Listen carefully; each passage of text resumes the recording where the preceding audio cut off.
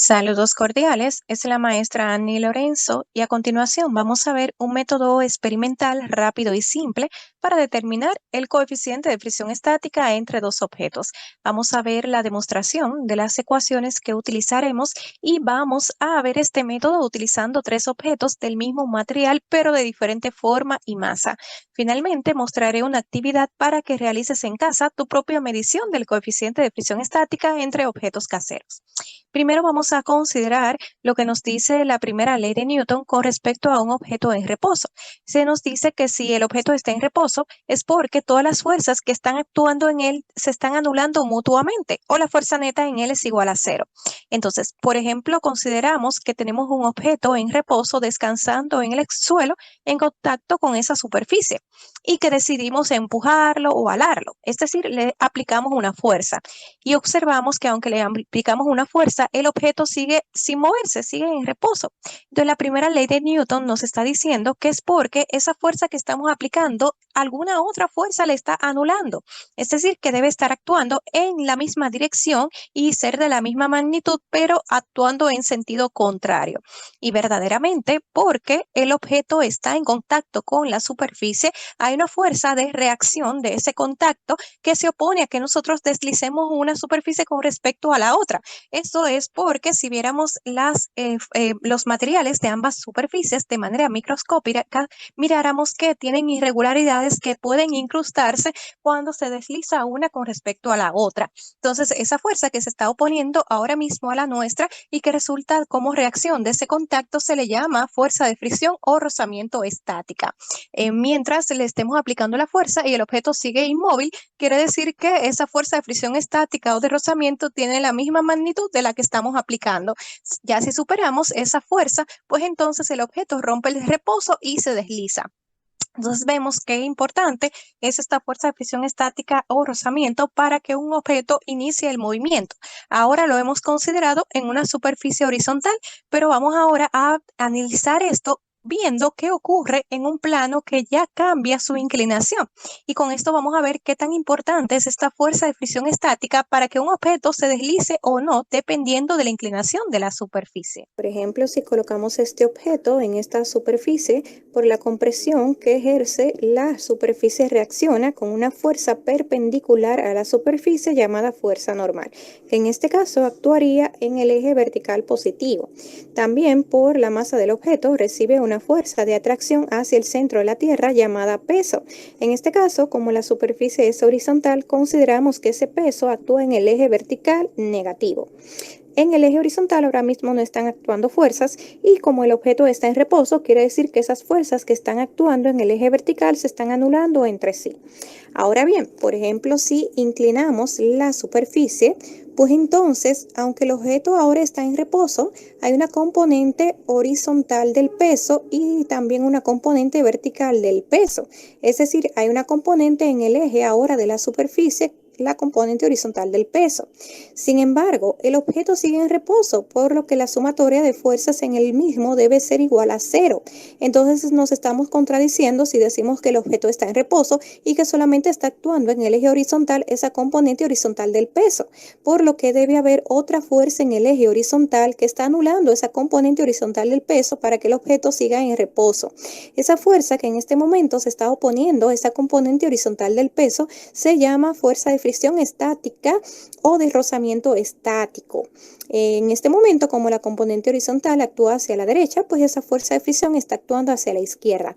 Y se debe porque, aunque veamos como que las superficies son lisas, realmente tienden a tener irregularidades y esas irregularidades se incrustan de manera que le ejercen una fuerza opuesta al deslizamiento que le queremos realizar.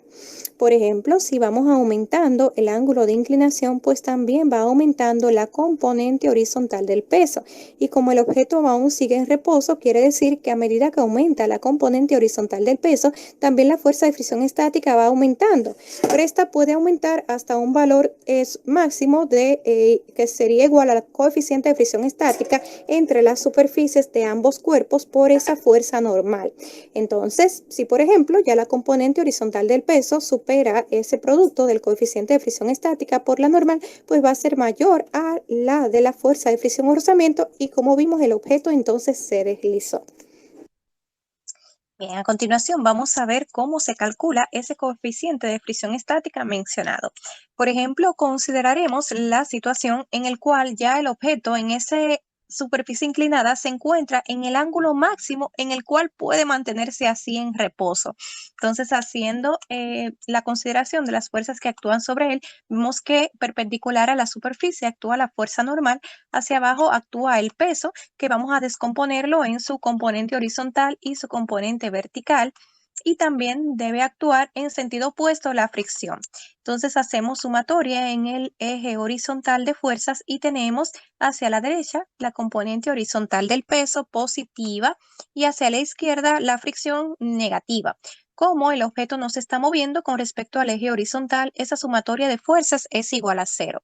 Haciendo también sumatoria de fuerzas en el eje vertical, tenemos hacia arriba la normal, entonces positiva, hacia abajo la componente vertical del peso, entonces negativa. Tampoco nuestro objeto se mueve con respecto al eje vertical, entonces la sumatoria de fuerzas es igual a cero. Despejando de acá la fricción, tenemos que esta es igual a la componente horizontal del peso. Y de esta otra ecuación, despejando la normal, tenemos que va a ser igual a la componente vertical del peso. También tomemos en consideración que la componente horizontal del peso debe ser igual a la magnitud del peso por el seno del ángulo. Esto es porque el ángulo que acá podamos medir de inclinación del plano, si lo trasladamos acá saliendo desde el peso, resulta que este corresponde a un ángulo saliendo del eje vertical. Entonces, si un ángulo lo tomamos saliendo desde el eje vertical, en la componente en X debemos utilizar el seno y en la componente en Y debemos utilizar el coseno. Entonces, tenemos finalmente que como la fuerza de fricción máxima es igual al coeficiente de fricción por la normal, despejando ese coeficiente de fricción va a ser igual a la fuerza de fricción entre la normal. Entonces, como tenemos que la fuerza de fricción es igual a la componente horizontal del peso, pues sustituimos acá por la magnitud del peso por el seno del ángulo, entre la fuerza normal, que sería igual a la componente vertical del peso, que es la magnitud del peso por el coseno del ángulo. Finalmente vemos que el coeficiente de fricción estática va a ser igual a cero entre coseno, que es la tangente del ángulo. Sin embargo, para que esto sea aplicable y podamos decir que el coeficiente de fricción estática es igual a la tangente del ángulo, ese ángulo tiene que ser el ángulo máximo en el cual el objeto se mantiene en reposo. Otra condición para que esta ecuación sea válida es que la única fuerza que actúe en el eje horizontal adicional a esa fricción sea la del propio peso del objeto. Si no, entonces ya esta ecuación dejaría de ser válida, porque a medida que va aumentando la inclinación del plano y va aumentando la componente horizontal del peso, también la fuerza de fricción estática tiende a aumentar. Sin embargo, sería todavía menor al producto del coeficiente de fricción por la normal. Entonces, justamente cuando ese ángulo ya ha sido el ángulo crítico o máximo en el que el objeto se mantiene en reposo, pues resulta que la fuerza de fricción máxima ya no es menor a este producto, sino que es igual al producto del coeficiente de fricción estática por la normal. Entonces, tomando estas consideraciones, sí podemos calcular el coeficiente de fricción estática como la tangente de ese ángulo. Vamos entonces ahora a ver cuál debería ser ese ángulo tan mencionado como máximo en el cual el objeto se mantiene en reposo. Vamos a iniciar con este pequeño bloque de madera y registraremos el ángulo máximo en el cual este bloque se queda en reposo aunque inclinemos la superficie. Para hacerlo de una manera más simple, vamos a tomar en cuenta es el ángulo en el cual ya el objeto comienza a moverse y le restaremos el ángulo anterior de acuerdo a lo que la apreciación de este instrumento nos permita. Por ejemplo, acá vemos que la apreciación correspondería al valor de la división más pequeña de esta escala, es decir, que va a corresponder a 1 grado. Entonces, cuando veamos el ángulo en el cual ya el bloque rompe el reposo y comienza a moverse, pues le vamos a restar esa apreciación de 1 grado. Iniciaremos. Vamos a ir aumentando la inclinación. Solamente vamos a variar la inclinación, no podemos hacerle ningún otro desplazamiento o fuerza externa porque alteraría el resultado. Ya vamos por 19 grados y aún el bloque no se mueve.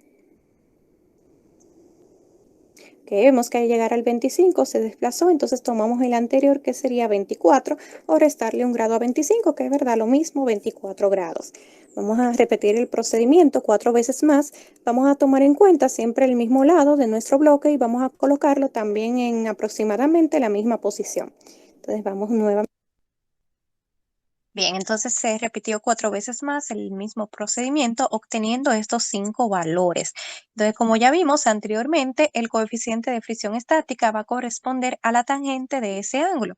Y buscando el promedio a los 5 valores obtenidos, tenemos un coeficiente de fricción estático de 0,46. Tomando en cuenta el error aleatorio de este conjunto de medidas, utilizando el método estadístico, vamos a restar cada medida menos el promedio, obteniendo estos errores absolutos. Entonces, el promedio de nuestro error absoluto corresponde a 0,01, por lo que el error relativo, que es el cociente del error absoluto entre el promedio de las medidas, nos da 0,02 y por 100 nos da el error relativo porcentual como 2%. Entonces, finalmente, el margen de seguridad de nuestra medida es de 0,46 más o menos 0,01 y la precisión corresponde a 0,46 por más o menos 2%. En este caso, hemos calculado los errores aleatorios utilizando el método estadístico partiendo de 5 medidas. Sin embargo, también pudimos utilizar el método probabilístico tomando en cuenta el error acumulado desde la tangente del ángulo. Para hacerlo de esta manera, utilizar el método probabilístico considerando como cada medición de manera individual. Puedes ver otro de los videos subido al canal, cómo calcular los errores acumulados, en este caso de funciones trigonométricas como la tangente del ángulo. Vamos ahora a realizar el mismo procedimiento utilizando otro objeto. Otro bloque, en este caso vemos que es un bloque con una forma distinta, correspondiente a un paralelepípedo, y también tiene mayor masa que el primer bloque. Sin embargo, es del mismo material. Entonces, vamos a colocarlo también en una posición aproximada y vamos a aumentar el ángulo de inclinación.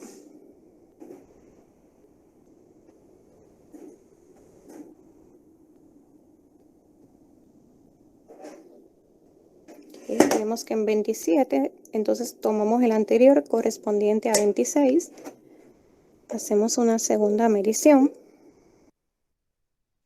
Bien, entonces repitiendo el proceso 4 veces más, obtuvimos estos 5 valores de ángulo.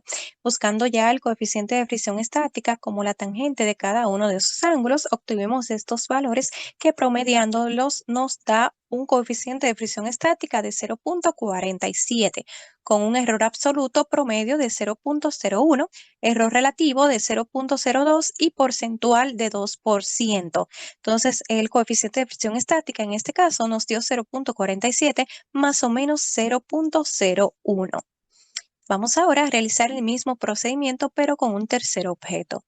Este otro bloque, que aparte de tener otra forma, también está pintado, es de madera, pero está pintado. Entonces, lo colocamos en una posición aproximada y vamos a aumentar el ángulo de inclinación. Okay, vemos que en 20 ya comenzó a desplazarse, entonces el anterior corresponde a 19. De igual manera, se repitió el procedimiento 4 veces más, obteniendo estos valores, dándonos un coeficiente de fricción estática promedio de 0,31, con un error absoluto de 0,02. Entonces vamos ahora a analizar y comparar esos 3 resultados. Vemos que los 2 primeros objetos tenían diferente forma y también masa. Por ejemplo, acá tenemos que este objeto tiene una masa de 33 gramos y el anterior una de 10 gramos. Es decir, este objeto tiene prácticamente 3 veces la masa del primero y también tiene una forma distinta. Sin embargo, observamos que el coeficiente de fricción estática nos dio un valor que, tomando en cuenta su error absoluto, viene siendo prácticamente el mismo. Esto es porque ambos objetos, aunque tienen diferente forma y masa, son del mismo material. Con esto vemos que el coeficiente de fricción estática no depende directamente ni de la masa, del peso o la forma de los objetos, sino del tipo del material con el que están constituidos. Sin embargo, por ejemplo, en este tercer caso, si vemos que ya el coeficiente de fricción estático es muy diferente a los obtenidos anteriormente, aunque también tiene una forma y masa distinta, realmente acá la diferencia es porque este objeto se encuentra pintado. Entonces, aunque fue constituido también por madera, igual que los dos anteriores, se ha pintado y eso ya hace que en este caso la superficie se vuelva más lisa. Por lo que ya ahora el coeficiente vemos que ha disminuido. Eso significa que se va a deslizar con más facilidad que los dos anteriores. Con esto vemos que también si hacemos alguna variación al material, ya sea, por ejemplo, si lubricamos, utilizamos algún aceite en, por ejemplo, una pieza metálica, vemos que eso facilita el movimiento porque eso permite disminuir su coeficiente de fricción. Ya si también lijamos, por ejemplo, una superficie, eso también va a hacer que varíe el coeficiente de fricción porque con mayor suavidad o con mayor rugosidad vamos a entonces poder realizar el movimiento. Entonces, de esta manera podemos ver que para que un objeto se deslice en una superficie inclinada va a depender más del material entre ambas superficies que del peso del objeto que estamos intentando deslizar. También hay que, claro, tomar en consideración que si el objeto es de mayor masa o mayor tamaño, su centro de gravedad va a estar más alto y va a ser más fácil que se vuelque. Sin embargo, tomar en cuenta que en este caso el coeficiente de fricción estática toma en cuenta es el deslizamiento de ambas superficies. O sea, una cosa distinta es que se vuelque con un mayor centro, con un centro de gravedad más alto y otra distinta es a lo que estamos analizando de que ya el objeto rompe el reposo y se deslice en la dirección de este plano por la oposición o no de esa fuerza de fricción estática. Entonces, vamos ahora a ver esta actividad para que practiques en casa la determinación de este coeficiente de fricción estática. Para esto necesitarás seleccionar un plano. Puede ser, por ejemplo, una tabla de madera, pudiendo ser la misma que se utiliza en tu casa para picar la carne, o si no, puedes utilizar una bandeja, ya sea de metal o de vidrio, o si no, un cuaderno o cualquier libro. Vas a seleccionar tres objetos pequeños distintos, por ejemplo, uno metálico, pudiendo ser una moneda, también una borra y un adaptador de corriente de tu celular o tu calculadora.